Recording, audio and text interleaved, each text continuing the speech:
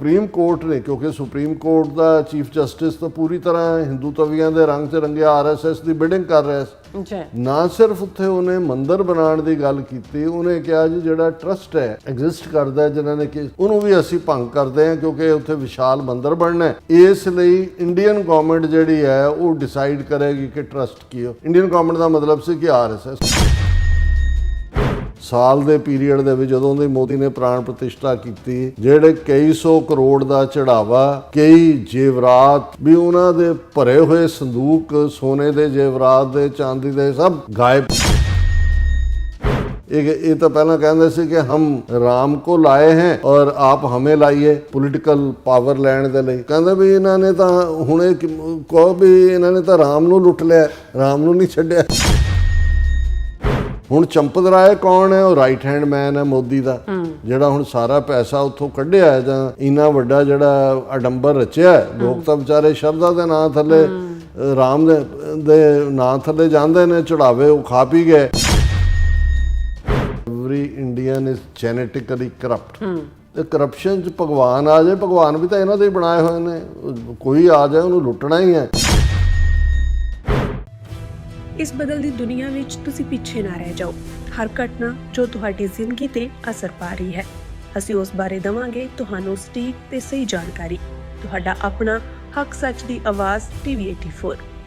TV84 ਦੇ ਨਾਲ ਜੁੜਨ ਲਈ ਆਪਣਾ ਫੋਨ ਚੁੱਕੋ ਤੇ ਐਪ ਸਟੋਰ ਵਿੱਚ ਜਾ ਕੇ ਡਾਊਨਲੋਡ ਕਰੋ TV84 ਦੀ ਨਵੀਂ ਐਪ। ਇਸ ਐਪ ਤੇ ਤੁਸੀਂ ਦੇਖ ਸਕਦੇ ਹੋ 24 ਘੰਟੇ TV84 ਦਾ ਲਾਈਵ ਚੈਨਲ ਅਤੇ ਨਾਲ ਹੀ ਪੰਜ ਪੰਜਾਬ ਅਤੇ ਦੁਨੀਆ ਭਰ ਦੀਆਂ ਅਹਿਮ ਖਬਰਾਂ। ਫਿਰ ਦੇਰ ਕਿਸ ਗੱਲ ਦੀ, ਹੁਣੇ ਡਾਊਨਲੋਡ ਕਰੋ TV84 ਦੀ ਨਵੀਂ ਐਪ।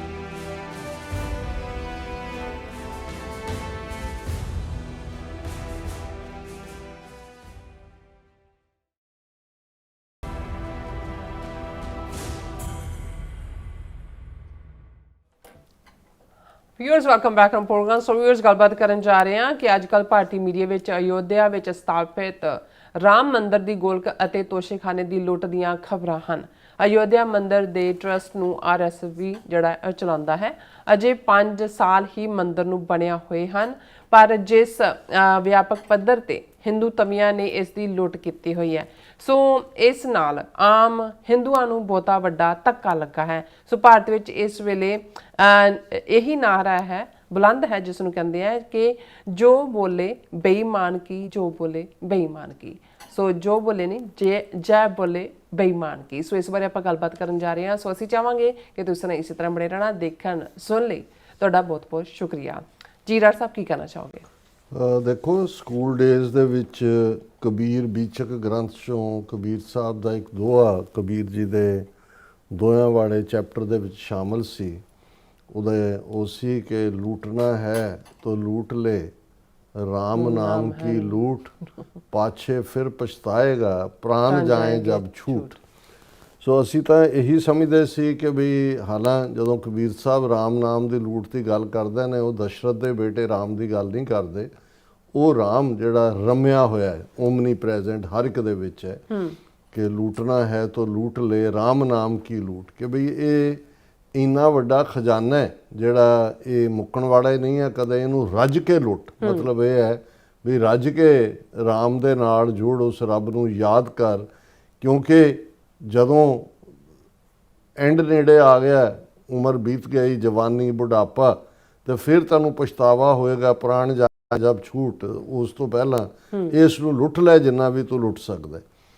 ਪਰ ਜਿਨ੍ਹਾਂ ਨੇ उस सर्व व्यापक राम नूं दशरथ दे बेटे राम दे रूप दे विच जिहड़ा वो स्थापित किया, ज़ाहिर है भी ये कोई बहुत पुराना हज़ारां साल पुराना पाठ नहीं है। ये 15वीं सदी दे विच ही 15वीं 16वीं सदी च गोस्वामी तुलसीदास जिन्हां ने रामचरितमानस लिखिया।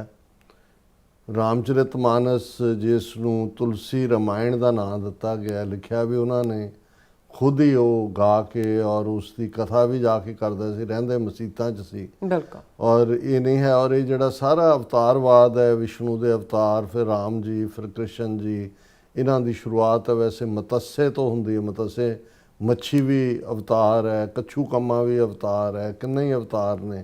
फिर जिहड़ा वो राम जी भी, कृष्ण जी भी, ਇਹ ਬੜਾ ਕਰੰਟ ਜਿਹੜਾ 7-8 ਸਦੀਆਂ ਦਾ ਨਾਲ ਹੀ ਇਸ ਦਾ ਸੰਬੰਧ ਜਾ ਕੇ ਜੁੜਦਾ ਹੈ, ਇਸ ਤੋਂ ਬਿਯੋਂਡ ਨਹੀਂ ਹੈ। ਜੇ ਅਸੀਂ ਕਿਉਂਕਿ ਨਾ ਤੁਹਾਨੂੰ ਵੇਦਾਂ ਦੇ ਵਿੱਚ ਜਾਂ ਸ਼ਾਸਤਰਾਂ ਸਿਮਰਤੀਆਂ ਦੇ ਵਿੱਚ ਕੋਈ ਰਾਮ ਕ੍ਰਿਸ਼ਨ ਦੂਜੇ ਤੀਜੇ ਨਹੀਂ ਹੈ, ਉਹ ਤਾਂ ਹੈ ਹੀ ਨਹੀਂ ਹੈ। ਇਹ ਤਾਂ ਸਾਰੇ ਉਹਨਾਂ ਦੇ ਜਿਹੜੇ ਛੋਟੀਆਂ ਰਿਆਸਤਾਂ ਅੱਜ ਵੀ ਅਯੁੱਧਿਆ ਕਿੰਨਾ ਕੁ ਹੈ ਜਾਂ ਮਥੁਰਾ ਜਾਓ ਜਾਂ ਬਿਦਰਾਵਨ ਛੋਟੇ ਰਾਜੇ ਸੀ।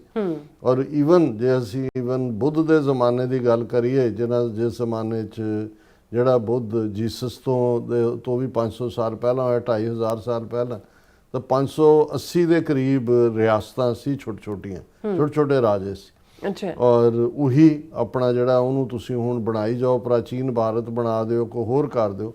ਪਰ ਇਹਦੇ 'ਚ ਕੋਈ ਸ਼ੱਕ ਨਹੀਂ ਹੈ ਕਿ ਈਵਨ RSS ਨੇ ਜਦੋਂ 1925 ਦੇ ਵਿੱਚ RSS ਦੀ ਸਥਾਪਨਾ ਹੋਈ, ਇਹ ਠੀਕ ਹੈ ਕਿ ਹਿੰਦੂਤਵਾਦੀ ਆਈਡੀਓਲੋਜੀ ਸਾਵਰਕਰ ਨੇ ਦਿੱਤੀ, ਗੋਲਵਲਕਰ ਔਰ ਬਾਅਦ 'ਚ ਜਿਹੜਾ ਉਸ ਹੈਡਗਵੇਅਰ ਔਰ ਉਸ ਤੋਂ ਬਾਅਦ ਗੋਲਵਲਕਰ, ਉਹਨਾਂ ਨੇ ਆਪਣਾ ਜਿਹੜਾ ਉਸ ਸਾਵਰਕਰ ਦਾ ਹਿੰਦੂਤਵ ਲਫ਼ਜ਼ ਲੇਟਰ ਔਨ ਅਡਾਪਟ ਕੀਤਾ।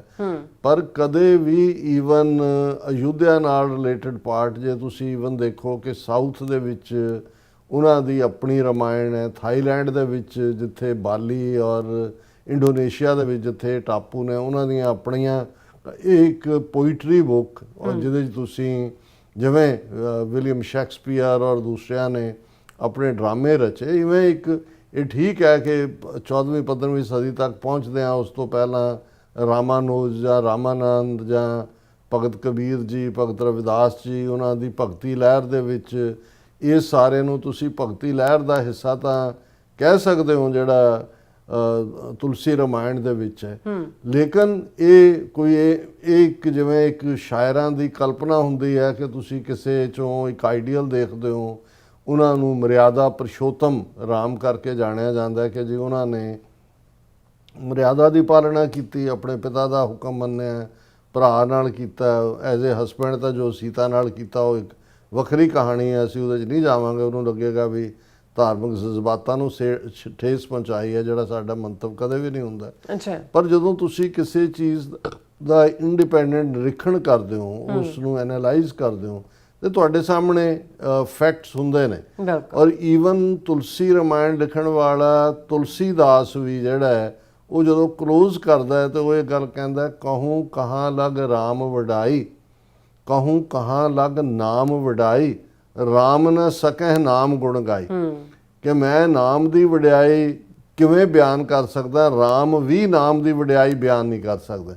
ਕਿਉਂਕਿ ਜ਼ਾਹਰ ਹੈ ਕਿ ਨਾਮ ਤਾਂ ਜਿਹੜਾ ਹੈ ਜਾਂ ਉਹਦੇ ਨਾਲ ਜਿਹੜੇ ਰੱਬ ਦੇ ਨਾਲ ਜੁੜੇ ਹੁੰਦੇ ਲੋਕ ਨੇ ਜਾਂ ਉਹਨਾਂ ਵਰਗੇ ਗੁਣਾਂ ਵਾਲੇ ਹੁੰਦੇ ਨੇ, ਆਮ ਕਹਿਣਗੇ ਜੀ ਤੂੰ ਤਾਂ ਰੱਬ ਬਣ ਕੇ ਬੌੜਿਆ, ਜਾਂ ਤੂੰ ਤਾਂ ਰੱਬ ਵਾਂਗ ਸਾਡਾ ਸਾਥ ਦਿੱਤਾ।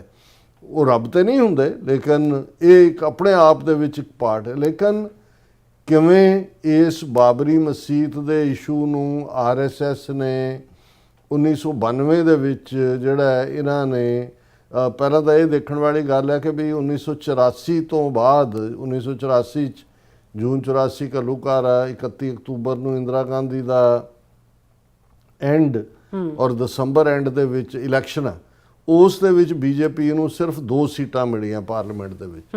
ਔਰ ਉਦੋਂ ਤੱਕ ਨਾ ਕੋਈ ਰਾਮ ਮੰਦਰ ਦਾ ਜ਼ਿਕਰ ਸੀ, ਨਾ ਰਾਮਚੰਦਰ, ਨਾ ਅਯੁੱਧਿਆ, ਨਾ ਕੋਈ ਬਾਬਰੀ ਮਸਜਿਦ ਦਾ, ਕੁਝ ਵੀ ਨਹੀਂ ਸੀ। ਇਹਨਾਂ ਦੀ ਪਾਲਮਪੁਰ ਦੇ ਵਿੱਚ ਕਨਵੈਨਸ਼ਨ ਹੋਇਆ ਭਾਰਤੀ ਜਨਤਾ ਪਾਰਟੀ ਦਾ, ਕਿਉਂਕਿ ਉਦੋਂ ਤੱਕ ਇਹਨਾਂ ਨੇ ਜਿਹੜਾ ਭਾਰਤੀ ਜਨਸੰਘ ਨੂੰ ਮਰਜ ਕਰਤਾ ਸੀ ਭਾਰਤੀ ਜਨਤਾ ਪਾਰਟੀ।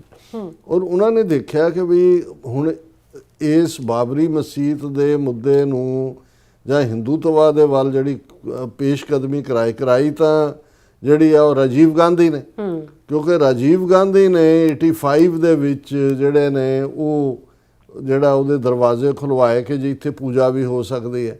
ਔਰ ਨਾਲ ਦੀ ਨਾਲ ਉਹਨੇ ਆਪਣਾ ਜਿਹੜੀ ਹੈ ਚੋਣ ਕੈਂਪੇਨ ਵੀ ਜਿਹੜੀ ਦੂਸਰੀ ਸ਼ੁਰੂ ਕਰਨੀ ਜੋ ਅਯੁੱਧਿਆ ਤੋਂ ਕੀਤੀ। ਔਰ ਇੱਕਦਮ ਇਹਨਾਂ ਨੂੰ BJP ਵਾਲਿਆਂ ਨੂੰ ਇਹ ਲੱਗਾ ਕਿ ਵੀ ਇਹ ਤਾਂ ਮੁੱਦਾ ਜਿਹੜਾ ਇਹ ਤਾਂ ਹੁਣ ਆਲਰੇਡੀ, ਕਿਉਂਕਿ ਇੰਦਰਾ ਗਾਂਧੀ ਵੀ ਦੁਰਗਾ ਬਣ ਕੇ ਔਰ ਹਿੰਦੂ ਧਰਮ ਦੀ ਰਕਸ਼ਾ ਦੇ ਨਾਂ ਥੱਲੇ ਹੀ ਉਹਨੂੰ ਜਿਹੜਾ ਪ੍ਰੈਜ਼ੈਂਟ ਕੀਤਾ ਗਿਆ, ਖੁਦ ਵਾਜਪਾਈ ਵਰਗਾ ਉਹਨੂੰ ਦੁਰਗਾ ਦਾ ਅਵਤਾਰ ਕਹਿੰਦਾ ਸੀ।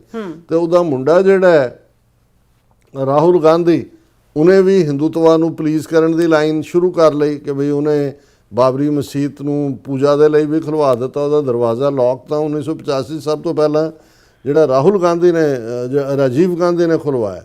ਔਰ ਫਿਰ ਆਪਣੀ ਇਹ ਸੀ ਟਾਈਮ ਜਦੋਂ ਭਾਰਤੀ ਜਨਤਾ ਪਾਰਟੀ ਨੂੰ ਲੱਗਾ ਕਿ ਵੀ ਇਸ ਮੁੱਦੇ ਨੂੰ ਅਸੀਂ ਪੋਲੀਟੀਕਲੀ ਕੈਸ਼ ਕਰ ਸਕਦੇ ਹਾਂ। ਪਾਲਮਪੁਰ ਦੇ ਵਿੱਚ ਉਹਨਾਂ ਦੀ ਕਨਵੈਨਸ਼ਨ ਹੋਈ ਔਰ ਉਹਦੇ 'ਚ ਉਹਨਾਂ ਨੇ ਇਹਨੂੰ ਜਿਹੜਾ ਮੰਦਰ ਵਹੀਂ ਬਣਾਏਗੇ ਔਰ ਇਹ ਸਾਰੀ ਕਹਾਣੀ ਕਿ ਜੀ ਇਹ ਬਾਬਰ ਨਾ ਕਦੇ ਉੱਥੇ ਆਇਆ, ਨਾ ਕਿਸੇ ਨੇ ਬਾਬਰ ਦੇ ਨਾਂ ਥੱਲੇ ਕੋਈ ਅਯੁੱਧਿਆ ਕੀ ਸੀਗਾ, ਕੁਝ ਵੀ ਨਹੀਂ, ਅੱਜ ਵੀ ਕੀ ਆ।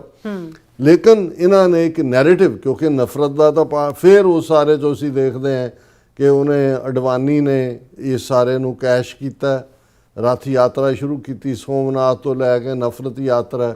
ਫਿਰ ਕਲਿਆਣ ਸਿੰਘ ਜਦੋਂ ਚੀਫ ਮਿਨਿਸਟਰ ਸੀ ਯੂਪੀ ਦਾ, ਅਸੀਂ ਦੇਖਦੇ ਹਾਂ ਕਿ 6 ਦਸੰਬਰ 1992 ਨੂੰ ਕਿਵੇਂ ਸੁਪਰੀਮ ਕੋਰਟ ਦੇ ਕਾਨੂੰਨ ਦੇ ਆਦੇਸ਼ਾਂ ਦੀ ਉਲੰਘਣਾ ਕਰਦੇ ਆ।